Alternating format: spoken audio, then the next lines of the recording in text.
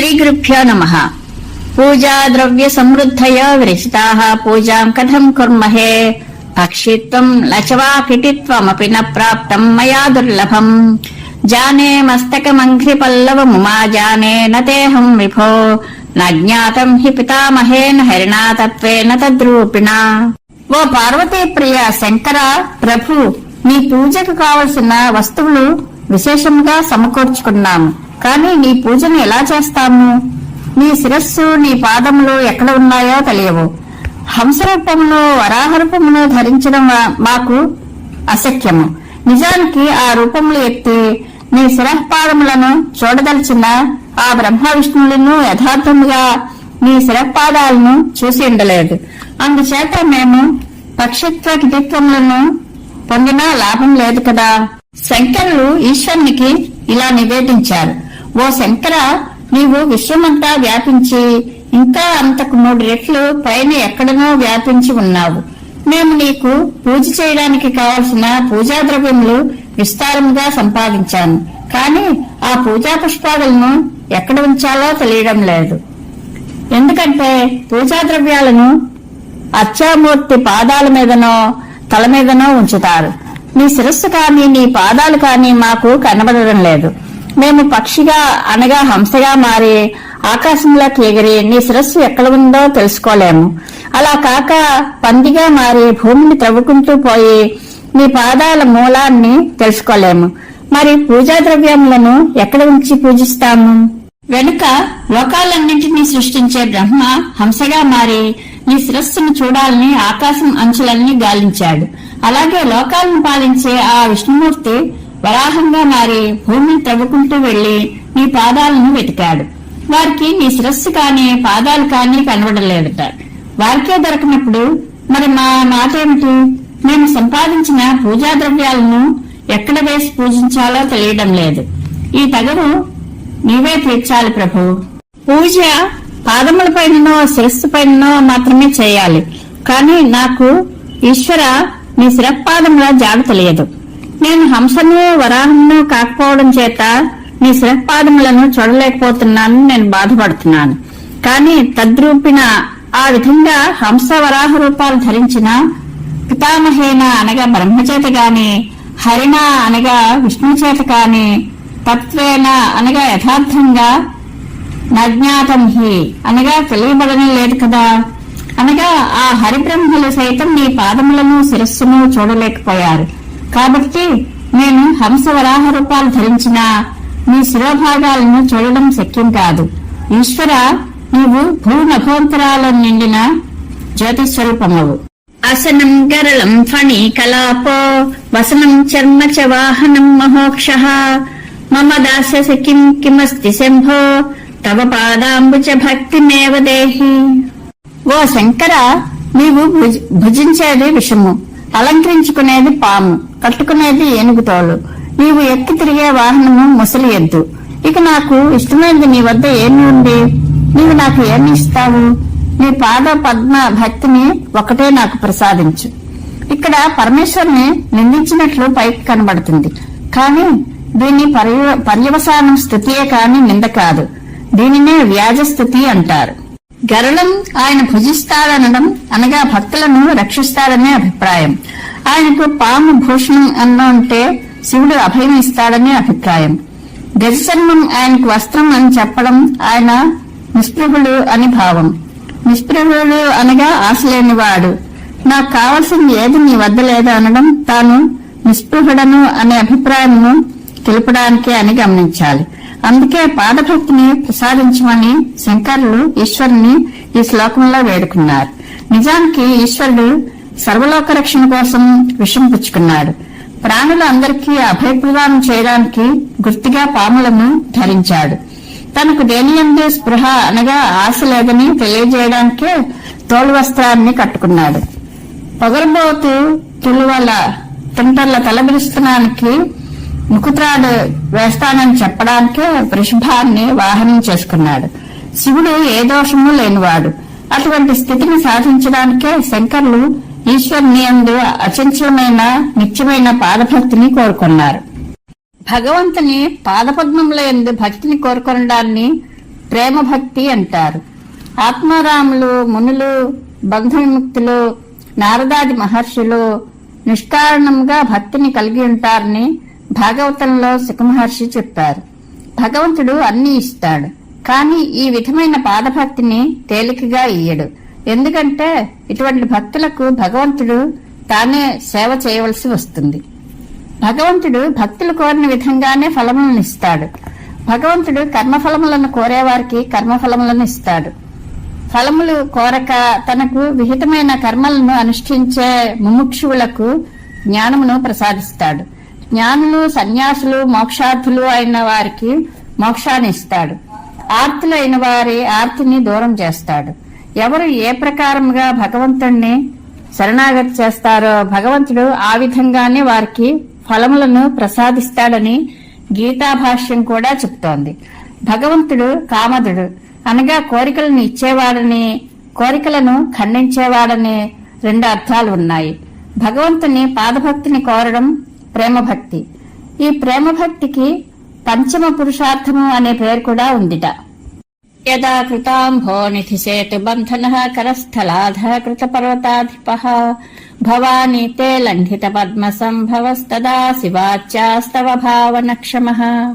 ఓ సాంబశివ, నేను ఎప్పుడు సముద్రానికి సేతువును కట్టగల రాముణ్ణి, అరచేతితో అణచబడ్డ వింధ్యపర్వతం గల అగస్త్యుణ్ణి, బ్రహ్మశక్తిని అతిక్రమించిన వాణ్ణి అవుతానో అప్పుడే నిన్ను పూజించడానికి, స్తోత్రం చేయడానికి, భావించడానికి, ధ్యానించడానికి సమర్థుణ్ణి అవుతాను. రాముడు, అగస్త్యుడు, బ్రహ్మ గొప్ప శివభక్తులు. వారి వంటి గొప్పవారు కాని శివునికి పూజాదులు చేయడానికి మరొకరు సమర్థులు కారని భావం.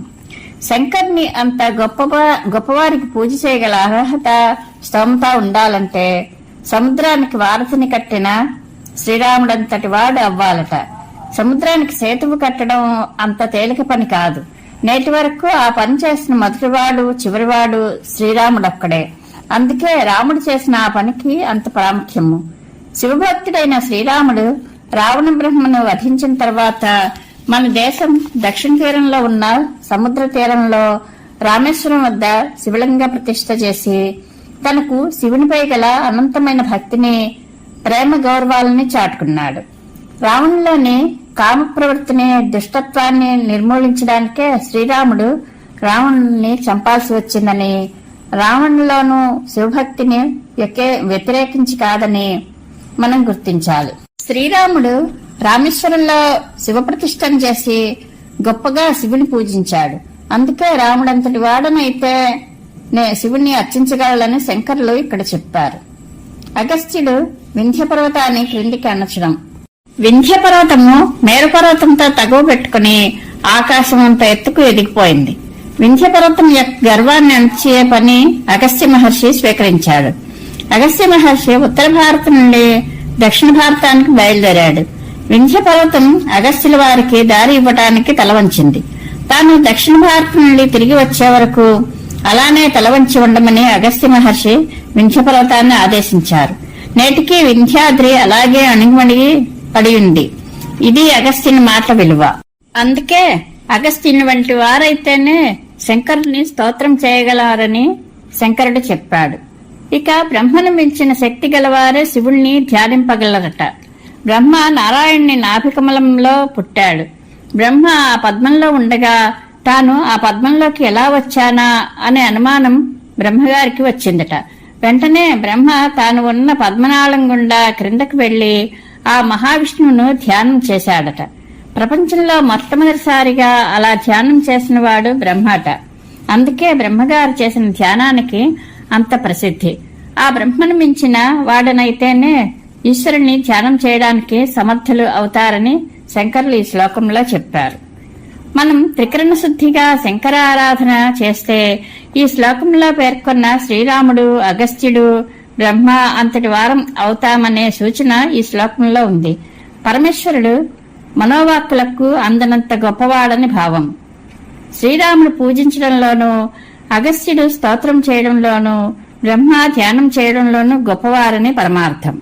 శ్రీరాముడంతటి వాణ్ణి అయితే శివుణ్ణి అర్చన చేయగలవాణ్ణి అవుతానని, అగస్త్యుడంతటి వాణ్ణైతే శివుణ్ణి స్తుతి చేయగలనని, బ్రహ్మను మించిన వాడినైతే శివుని ధ్యానం చేయగలనని శంకర్లు ఈ శ్లోకంలో తెలిపారు. నతిభిర్నతిభిస్తమీశ పూజా విధిభిర్ధ్యాన సమాధిభిర్న తుష్టః ధనుషా ముసలేన చాస్మభిర్వా వదతే ప్రీతికరం తథా కరోమి. శంకర్లు ఈ శ్లోకంలో హాస్యపూర్వకంగా చమత్కారాన్ని ప్రదర్శించారు. ఓ ఈశ్వర, నీవు నమస్కారాల చేతను ధ్యాన సమాధి మార్గాల చేతను సంతోషం పొందేటట్లు కనబడడం లేదు. అర్జునుడు మొదలైన వారు చేసినట్లు వింటితోనూ రోకటితోనూ రాళ్లతోనూ పూజిస్తే తృప్తి పడతావేమో. నీకు ఈ 2 విధానాల్లో ఏది ప్రీతికరమో చెప్పు, అలాగే చేస్తాను. ప్రతి కార్య సాధనకు సామదాన భేద దండోపాయాలు ఉన్నట్లే దైవానుగ్రహం సాధించడంలో కూడా వివిధ పద్ధతులు ఉన్నాయని శంకర్లు ఈ శ్లోకంలో గుర్తు చేశారు. భగవదనుగ్రహం పొందడానికి సాత్వికమైన పూజ, జపము, స్తోత్రము, ధ్యానము, సమాధి వంటివి ఆచరించడం ఒక రకం. రోకలతో బాదడం, రాళ్లు రువ్వడం, వెంటితో తలపై మోదడం వంటివి మరో రకం. ఇదేమి భక్తి అని ఆశ్చర్యపోనక్కర్లేదు. ఈ విధమైన తాడన మార్గం ద్వారా కూడా శివుని ప్రసన్నం చేసుకున్న అర్జునుడు మొదలైన శివభక్తులు ఉన్నారని పురాణాలు చెప్తున్నాయి కదా. అలా శివుణ్ణి తన వింటితో నెత్తిపై మోదిన అర్జునుడు శివానుగ్రహంతో పాశుపతాస్త్రాన్ని సంపాదించాడు. శివుణ్ణి మెప్పించి పాశుపతాస్త్రం సాధించమని శ్రీకృష్ణుడు అర్జునుడికి సలహా ఇచ్చాడు. అర్జునుడు శివుని ప్రీతి కోసం ఘోర తపస్సు చేశాడు. అయితే అర్జునుడు కోరిన పాశుపతాస్త్రం సామాన్యమైన అస్త్రం కాదు. అది ఆటం బాంబు, హైడ్రోజన్ బాంబుల వంటి భయంకర అస్త్రం. అందుకే శివుడు పాశుపతాస్త్రం పొందడానికి అర్జునుడు అర్హుడా కాదా అని పరీక్షించాలనుకున్నాడు. శివుడు కిరాత రూపం ధరించి అర్జునుడిని కవ్వించి తనతో యుద్ధంలోకి దింపాడు. యుద్ధంలో అర్జునుడు తన బాణాలన్నింటినీ పోగొట్టుకున్నాడు. అర్జునుడి విల్లు గాంధీవం సహితం విరిగిపోయింది. అప్పుడు అర్జునుడు తన విరిగిన గాంధీవం అనే వింటితోనే శివుని నెత్తిపై మోదాడు. అది కూడా వృధా అయింది. అర్జునుడు శివుణ్ణి రాళ్లతో కొట్టాడు. అవి కూడా వ్యర్థం అయ్యాయి. అప్పుడు అర్జునుడు బలంగా పిడికిళ్లతో శివుణ్ణి పొడిచాడు. చివరకు శివార్జునులు బాహాబాహి కలియబడ్డారు. అర్జునుడి ధైర్య సాహసాలకు శివుడు మెచ్చి ప్రత్యక్షమై అర్జునుడికి పాశుపతాస్త్రాన్ని ప్రసాదించాడు. శివుణ్ణి రోకలతో కొట్టడం. ఒక శివభక్తురాలి ఇంటికి శివుడు బ్రాహ్మణ వేషంతో వచ్చి భోజనం కావాలని అడిగాడట. ఆమె సరే అంది. కాని అది శివప్రసాదమని దానిని పారవేయకుండా తినమని చెప్పి ఆమె భోజనం పెట్టింది. బ్రాహ్మణ వేషధారి అయిన శివుడు ఆ పదార్థములు రుచిగా లేవని వాటిని విడిచిపెట్టాడు. ఆ విప్రుడు శివప్రసాదాన్ని తిరస్కరించాడని ఆమె బ్రాహ్మణ రూపధరుడైన శివుణ్ణి రోకలు పుచ్చుకుని బాధిందట. శివుడు ఆమె భక్తికి మెచ్చి ప్రసన్నుడయ్యాడట. ఇది రోకలి కథ. ఈ విధంగా శివుడు కేవలం సాత్వికమైన పూజ, స్తోత్రము, ధ్యానము వంటి పద్ధతులతోనే కాక అర్జున్ని పాశుపతాస్త్ర సంపాదన కథలలాగా ధనుస్సుతో కొట్టడం, రాళ్లు రువ్వడం వంటి విధానాలతో కూడా తృప్తిపడ్డాడని పురాణ కథలున్నాయి. అలాగే శివభక్తురాలిచే రోకలిపోట్లు తిని శివుడు తృప్తి చెందాడట. పై పురాణ కథలను దృష్టిలో పెట్టుకుని శంకర్లు ఇక్కడ చమత్కారంగా, ఓ పరమశివ, నీకు నమస్కారము. స్తోత్రము, పూజ, ధ్యానము, సమాధి వంటి సాత్విక విధానాలతో తృప్తి కాకపోతే అర్జునాదుల వలె ధనుస్తాడనంతో, శిలాతాడనంతో, రోకలి దెబ్బలతో పూజిస్తాను. పై 2 పద్ధతుల్లో నీకు ఏది ఇష్టమైతే అదే చేస్తాను అని శంకర్లు ఈ శ్లోకంలో ఈశ్వరునే ప్రశ్నించారు. వచసాచరితం వదామి శంభోరహముద్యోగ విధాసుతే ప్రసక్తః మనసాకృతిమీశ్వరస్య సేవే శిరసా చైవ సదాశివం నమామి. దేవా, నాకు ఉత్తమములైన శివయోగముల పరిచయం లేదు. చిత్తము నాకు అంత స్థిరముగా నిలవదు. కాబట్టి వాక్కుతో మీ చరిత్రములను పలుకుతాను. మనస్సునందు మీ ఆకారాన్ని ధ్యానిస్తాను. శిరస్సుతో మీ పాదపద్మాలకు నమస్కరిస్తూ శక్తివంచన లేకుండా సేవిస్తాను.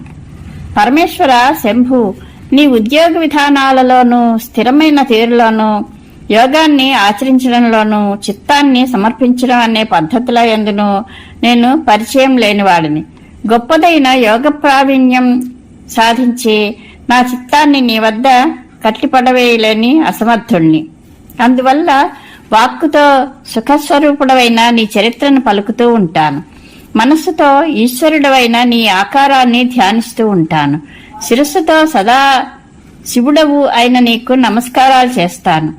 అంటే త్రికరణ శుద్ధిగా నిన్ను ఆరాధిస్తాను. ఇదే యోగం అనుకో, నన్ను అనుగ్రహించు అని శంకరులు శివునికి విన్నవించారు. పరమేశ్వరానుగ్రహ ప్రాప్తిరస్తు. శుభం భూయాత్.